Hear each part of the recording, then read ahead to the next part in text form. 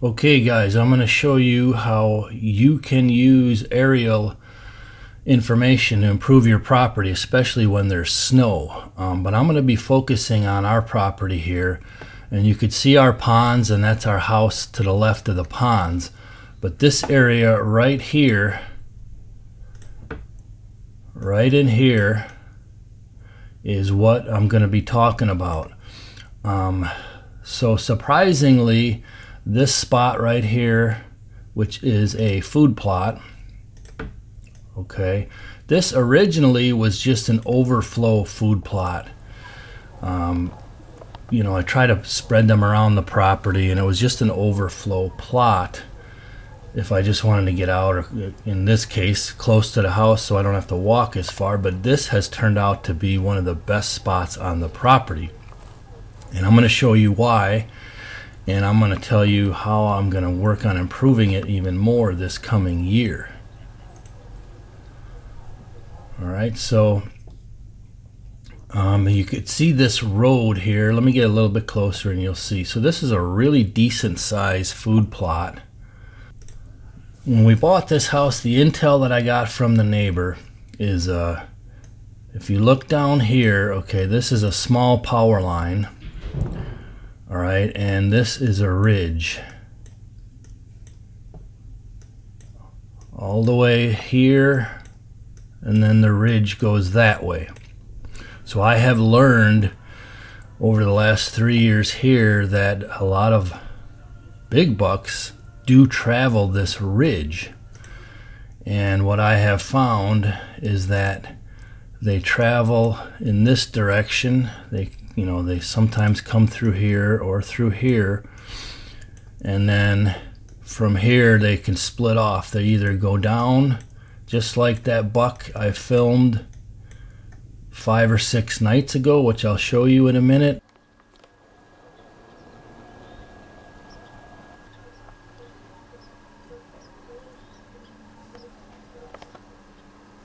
or they come across this way or follow this high line. And speaking of coming across this way, I'm going to show you some more intel here right now.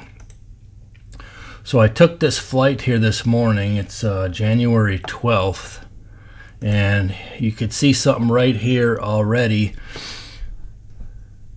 These trails, you see all these deer tracks right here?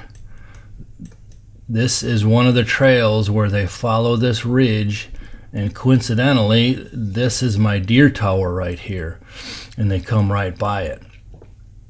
Okay, so a couple of weeks ago I cut this road / shooting lane in this area, and let's take a quick look at that. Just push down this locust, cracked it, ate them things.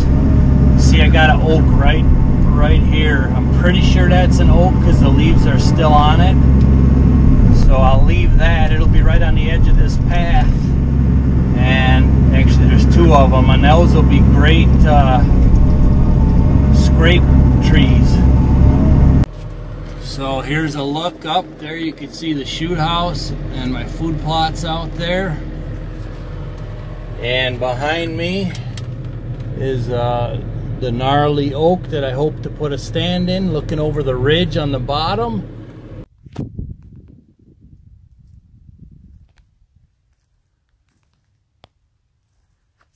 Alright, here it is. Okay, so I cut that shooting lane, but what I want to show you here is that if you look at the trees and the terrain here, that this all used to be farm ground. Okay, this is where it used to be farmed, and you can kind of see by the scrubby trees all in here, this is going to be some decent dirt. This food plot ended up being really good dirt because it's not on such a slope as bad as the rest of the properties. So one of the things I'm looking at here for next year is I'm going to take and cut this pocket here and make new food plot in there. And let me tell you why. There's a couple of reasons. One of the reasons is that it's going to be surrounded on 3 sides by cover. And another reason is I need more room for corn this year. The one thing I'm missing is corn on my property. I need to grow some larger patches of corn. So what I'll do in here is I'll plant this all in greens, and then this down here will all be overflow corn with the hopes that I can get some corn to stay. And what this is going to do is these deer are going to come out much earlier into this little micro plot because it's got cover on the 3 sides. Now another interesting thing you'll see here is we got a watering hole here. However, I want to put a watering hole like down in here or down in here. And let me tell you why. This watering hole is called the pig pond, and it is all rock bottom. First of all, let's take a look back and how we figured that out. Okay, so here's the pig pond. This was 3 years ago almost, and it's a flat rock bottom. So you could see the excavators just sitting on the bottom, and you could just see all the muck and crap that was in here, and a lot of it still is. So the deer just don't really drink out of this pond like they do the fresh ones that are in the clay.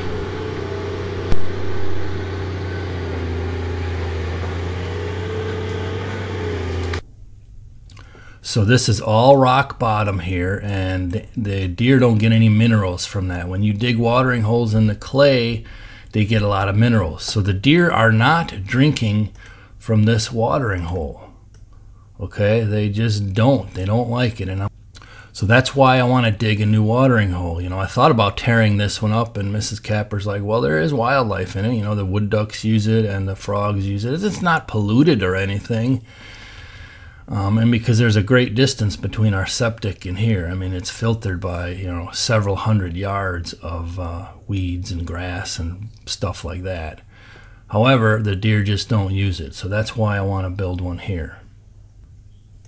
And then the second part of the strategy is to enhance cover, because I do need more cover. So these last 2 winters, it's hard to tell, but everything goes downhill right here. Everything goes downhill. Very steeply, matter of fact.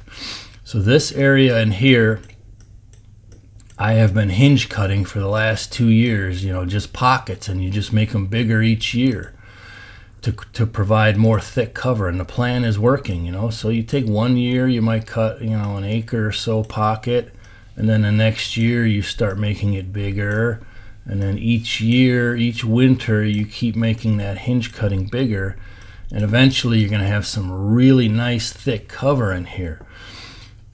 What this cover is providing, obviously, is we want the big bucks in here. All right, there's my deer. Let's give him a couple more points. And we have evidence of this already by, first of all, this first enormous buck, at least for me and for most average people, that Mrs. Kapper videotaped right out in the plot back here, right behind the house. And then secondly, the buck that I almost got with crossbow about 5 or 6 nights ago. I mean, the huge brow tine buck, which I should have, but hindsight's 20/20. So anyways, getting back to the thing, the more hinge cutting I do in here, because this is really not accessible ground, because it's rocky and it's steep. So the more hinge cutting I do in here is going to provide good cover for them. All right, and then this is all sanctuary. All right, let's go in here. So all of this, let's pick a different color here. This is all sanctuary that we don't hardly ever go in the property, and the deer are learning that. Hence the beautiful bucks that we've seen back here this year, and they're within view of the house, which makes it all a huge bonus. So if we've got thick cover here, okay, and we've got a really nice watering hole here, and we add a really nice food plot here, and we put a stand somewhere in, in here, like right probably around there, or maybe in here, depending on the slope of the ground and the wind direction I want it to hunt from. Now keep in mind, these deer, they're coming across the top of this ridge here. This is really steep right here, so they're coming across this ridge. And the deer that don't come in the food plot, which I've seen this the last couple of seasons, some big bucks skirted us. The does would come out here, but the big bucks would skirt across through here. Alright, so this is going to open up shooting ability down into this ravine as well as the food plot. So that's what I'm looking at for right now, for next year. So let's finish our little tour here. When you fly in the snow, it's just a lot easier to see what's going on with your ground and that. One of my, here's another thing that's kind of interesting is the house is up. The house is up right there. You can almost see it. But this, again, this was all farmed. You could see the scrubby trees in here. So if in the future, if I want to clear open even more ground for food, because if you want to hold some big deer, you have to have it all. You have to have food, cover, water, and does. Alright, so I could mess with this even more that you're seeing on the left side of the screen right here if I want to for the coming seasons. So I mean, I could clear all this out.